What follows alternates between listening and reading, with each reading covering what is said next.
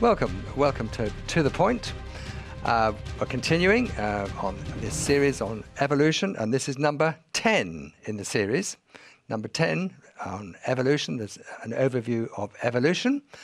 I hope you've been watching the ones before this. Today, we're going to be talking about natural selection. I expect you've heard about natural selection. This is the process by which evolution is basically supposed to have occurred. So I just want to remind you exactly what the evolutionists say about natural selection.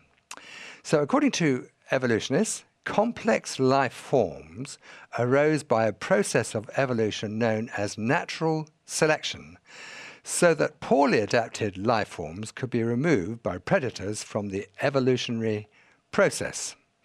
And so you end up with something like this. Let's see image number 89. This isn't real. It's just somebody, I imagine, is very clever with a Photoshop, maybe. Very clever graphic images, anyway. So basically, on the top left, nothing becomes some aquatic creature, which becomes a land-bound creature, which turns into a chimpanzee, which eventually turns into a man. And you can believe that if you want to. That's certainly what the evolutionists believe, and that's what's taught in our universities and schools, and that's why I'm giving this series, and that's why I've called this series Evolution is Impossible. So, according to evolution, primitive life forms such as fish were subjected to the process of natural selection, so they evolved into more complex life forms such as reptiles, mammals, and birds. That's the underlying theory of evolution. I would emphasize that evolution is a theory, not a fact. It can't be proved scientifically because you can't get evolution or creation, for that matter, into a laboratory and study it. It's all a belief system. So let's move on, and image number 90 is how evolutionists think that man arose by chance in the primordial slime. Primitive life forms. There are no primitive life forms, in my opinion, but primitive life forms became chimpanzees, which evolved into men. And modern man, you can see him there, was typing on a typewriter or a computer. Next image is image 91. You'll often see something like this in evolution textbooks. Basically, what they call primitive life forms evolving into more complex, so they're called life forms, and eventually into man. Now, according to evolutionists, the whole process of evolution was incredibly slow and took millions of years, which is why nobody has actually ever seen one species of animal, fish, or bird evolve into another species. It's a very clever way of doing things. If you see, if something takes millions and millions of years, well, it's just bad luck, but you weren't around to see it because it happens very slowly. It happens over millions of years. I actually don't buy that. Because if evolution it happens over millions of years, actually most things should be changing to other things very slowly, and we should be seeing dogs changing into cats, and cats changing into other things all the time. But actually, we don't. That's another reason why I think evolution is a lot of old rubbish. Evolutionists claim that evolution is slowly happening all the time. Now, according to evolutionists, the reason that evolution can't be observed in any zoo, farm, or household, let alone in the wild, is because it all happens so slowly that nobody has ever observed it. According to the theory of evolution, new species of animals, birds, and fish should be found all the time, or at least one every few years. Now, I'm sure you've heard of certain worldwide trusts that protect endangered species of animals, birds, and fish. Now, according to all of these organizations, the total number of species is actually declining every year, in spite of evolution, which is supposed to be producing new species all the time. So all species of animals and humans are commonly seen in different forms, although nobody has ever seen a single species of any living organism change into another species. Let's just have a look at the next picture. Image number 92. Now, on the left is what evolutionists believe happened, and that's called macroevolution. It's basically one type of creature changing into another type of creature. If you look at the bottom left of that picture, you can see probably it's an amoeba or some primitive life form, so they believe. I don't believe in primitive life form because that whatever that life form is, it's got DNA in it, which is the most complex genetic code in the universe. Anyway, they believe it evolved into fishes and then into maybe frogs, and further up into birds and dogs, and eventually into humans. Now, that's quite different from what is called microevolution, or variation within a species, or what the Bible calls variation within a kind. Let's look at the right hand of that picture, and you can see at the bottom there are different types of ethnic groups of men. Going up, there are different types of dogs. And going up, there are different types of birds and different types of lizards, different types of frogs, different types of fish, and different types of unicellular organisms. These are all variations within a kind. That is called microevolution because, for example, with dogs, dogs have a gene pool appropriate to dogs. So the dogs can have long hair, short hair, and they can be tall dogs and short tall dogs with long legs and short dogs, and so on. But they're all basically dogs. So this microevolution is quite different from evolution, which is one species changing into another. Let's look at the next picture, which is image number 93. If we can have a look at number 93. That's a picture of the beaks of finches found in the Galapagos Islands by Charles Darwin before he wrote his famous book, The Origin of Species. Actually, if we looked at the next picture, which is image number 94, we can see Charles Darwin's finches. He actually found 14 different types of finches. They're, of course, a type of bird. And what he wrote in his book, The Origin of Species, was about the length and breadth of the beaks of 14 endemic varieties of finches in the Galapagos Islands. Now, Charles Darwin's famous book certainly proved microevolution, variation within a kind, but it certainly did not prove either the origin of life, which some people think that Charles Darwin proved, but it didn't, or even macroevolution, which is the change of one species into another. In fact, Charles Darwin needn't have travelled to the Galapagos Islands to observe microevolution. Microevolution, or variation within a species, is commonly observed amongst dogs, cats and birds within 100 yards of most homes in the UK and within 100 yards of your home in the UK. Now, this book, The Origin of Species, was actually written in 1859. Now, at that time, most people didn't actually travel very much. When I was a youngster, I went to a place in South Devon on holiday, and I made friends with a fisherman called Jim. And he had never been more than 10 miles away from his house in all his life.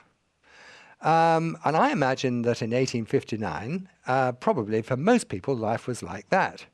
To go to what Charles Darwin did, which was go to the Galapagos Islands off the coast of South America, was absolutely miles and miles and miles away, almost a different lifetime away for people who basically didn't move more than about 10 miles away from their own homes. So when somebody comes back from the Galapagos Islands in 1859, it's a bit like coming back from Mars today to most ordinary people. So I want to remind you, I'm being a bit naughty here, but I'm going to remind you about fairy stories. Let's look at the next picture, number 95. Do you remember when you were young, your mum or your dad possibly, image number 95 is a picture of a fairy story. Fairy stories go like this. Image number 95, picture, that's the one, picture of a fairy story. Once upon a time, a very long time ago, in a faraway land, a very strange thing happened deep in the primordial slime. Life began by chance. And out of the slime, a simple creature emerged. The creature was so strange and so rare that nobody has ever seen this creature. This strange creature changed by chance into lots of other creatures over millions of years purely by chance. And that's how you and I came to be sitting here right now watching television. Well, there you are. That's a particular brand of fairy story, which is commonly called evolution. I think it's a fairy story. I think it's actually a very poisonous fairy story. I think it's rubbish. But anyway, that is the fairy story that's taught as fact by most in schools and universities all over the Western world. Now, let's look at image number 95. Image 95 is a picture of Jesus Christ, and the Bible says that all life comes from Jesus Christ. In John 1, verse 1 to 4, this is what the Bible says. In the beginning was the Word, and the Word was with God, and the Word was God. He was in the beginning with God. All things were made through him, and without him nothing was made that was made. In him was life, and the life was the light of men. Now that's what the Bible has to say, and you can see it's 1,000,000 miles away, or even further, from this theory of evolution by chance in the primordial slime. I want to talk now a little bit about some of their so-called proofs of natural selection. This program is mainly about natural selection. And you may have heard about pepper moths. Let's look now at image 96, which is number 96 is a moth. Image 96 is a typical pepper moth. That's the one. It's called actually a typical pepper moth, and it's white. And that's what most of this particular type of pepper moth look like. However, in the next picture, which is number 97, there are black pepper moths, and they're called melanic pepper moths. And most moths are actually white, but some of them are black. Now, at the time in which Charles Darwin wrote his book, Origin of Species, this was actually a time of the Industrial Revolution, and factories all over the United Kingdom gave off a great deal of black, sooty smoke. Some of them still do, but most don't. However, if these moths happen to be living in a natural habitat anywhere nearby any factory, then all the trees would be coated in soot and blackened with soot. This was actually quite a well-known phenomenon. Now, of course, something very obvious happened. If you've got a black tree, just go back, I don't know if it's possible to go back to image number 96, which shows the white moth on a black tree. Well, of course, they're very, very visible. There's no camouflage there at all.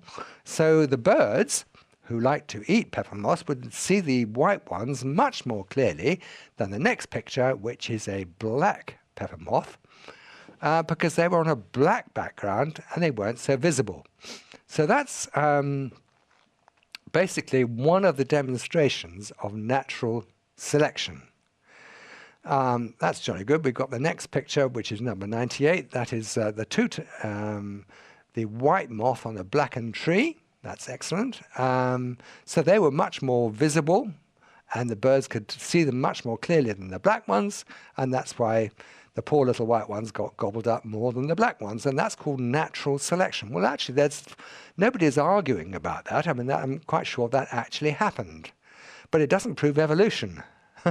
It proves natural selection, but it doesn't prove a change of one species to another. All it proves is that the camouflage of black melanic moths in an environment where there's lots of soot around on the trees is a very good thing. That's all it does. So it supports variation within a species, because all moths have a gene pool which would have the appropriate genes for white and black moths, and probably other stages as well. But because of natural selection, the poor white moths were discriminated against, and therefore the black moths became more prominent at that time through natural selection. Now, let's look at the next picture, which is number 99, Overview of Evolution. Well, we've been talking about evolution, and this is actually the 10th of the programs.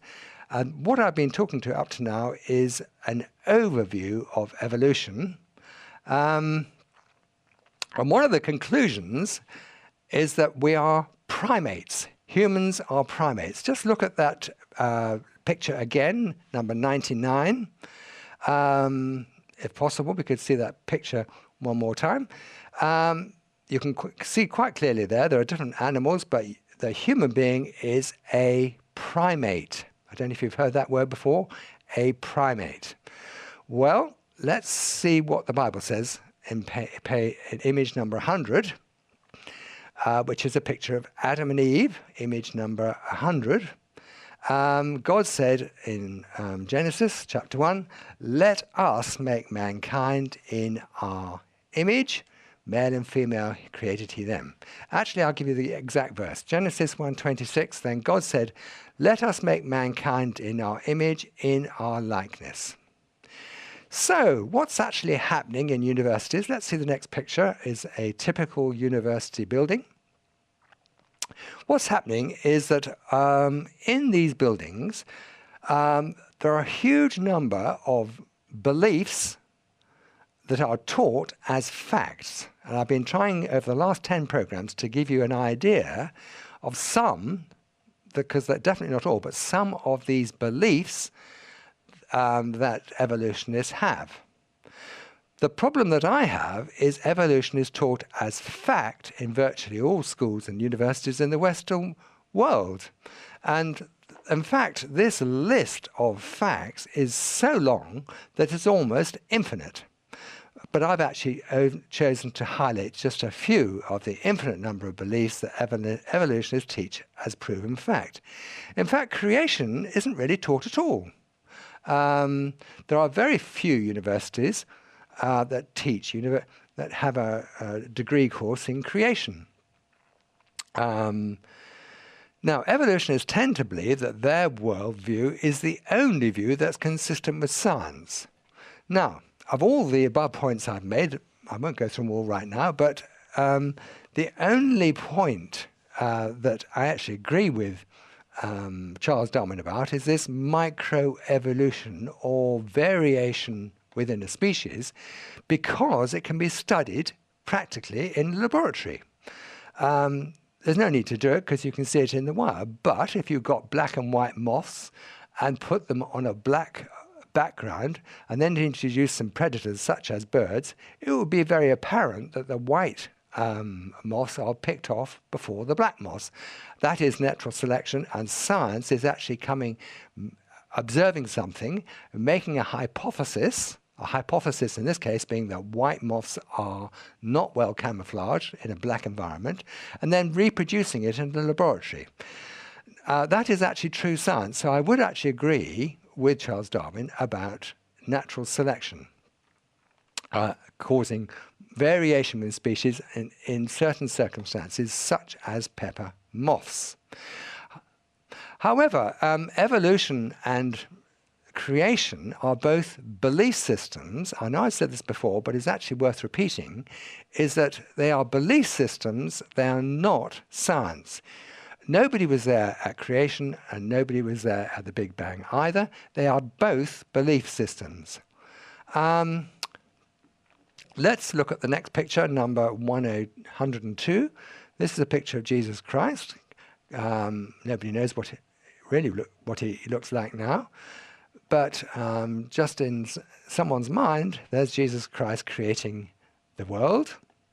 But this is what he said in image 103, which is a picture of the planet Earth. Jesus said, "I am the way, the truth, and the life." So one of the things that Jesus claimed to do was to always tell the truth. Now, Jesus said in Mark chapter 10, verse 6, At the beginning of creation, God made them male and female. At the beginning of the creation, God made them male and female. He did not say anything about evolution. Evolutionists say that mankind arose by chance.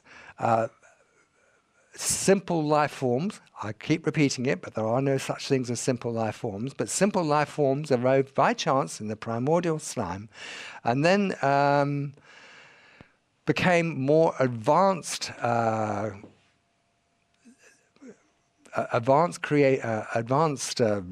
living beings, and slowly evolved into mankind. Well, there we go. I think all of this is complete rubbish. What we're going to be doing now is actually change tack a little bit. And we're going to start right now looking at some facts about creation.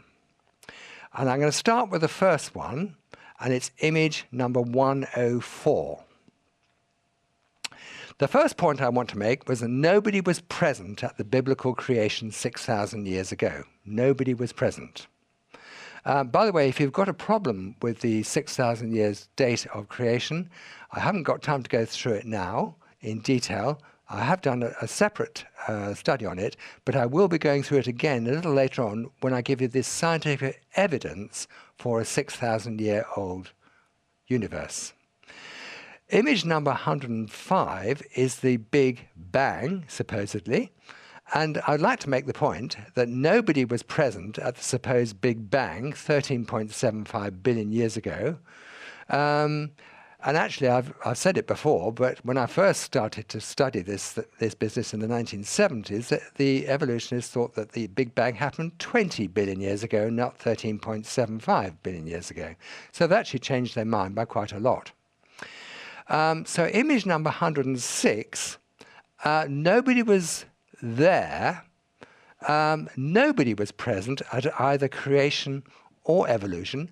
Literally, nobody was there. No evolutionist was there, and no Bible-believing Christian was there either. So whatever you believe on the basis of a faith system, and you basically have to make a decision about what you believe. Now, let's look at image 107, which is a picture of Jesus. The two belief systems, creation and evolution, are about as far apart as it's possible to be.